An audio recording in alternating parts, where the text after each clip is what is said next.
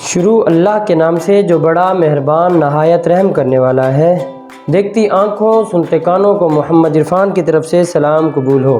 तो आज मैं जो आपके लिए रेसिपी लाया हूँ ये बहुत ज़बरदस्त है। ये है आटा गूंदने की रेसिपी। तो इसमें आप मूली का पराठा बना सकते हैं, इससे आप मीठा पराठा बना सकते हैं, आलू वाला पराठा बना सकते हैं, कोई पराठा भी आप इससे बना सकते हैं। शुरू करने से पहले जिन्होंने मेरा फूड ट्यूब चैनल सब्सक्राइब नहीं किया कि वो मेरा फूड ट्यूब चैनल सब्सक्राइब करें, लाइक करें और इसे अपने दोस्तों से ज़रूर शेयर करें। तो चलते हैं अपनी रेसिपी की तरफ।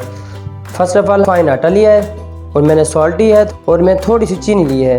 घी मैं इसके अंदर ऐड करूँगा सॉफ्टनेस के लिए, और उसके बाद ऑयल है मैं ऊपर से ग्रीस करूँगा। जब मैं आटे को गूंद लूँगा तो ये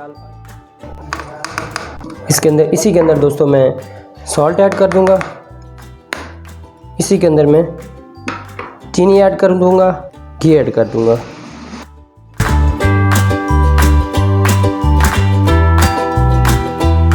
अब मैं इसमें थोड़ा थोड़ा ग्रेजुअली पानी ऐड करूँगा।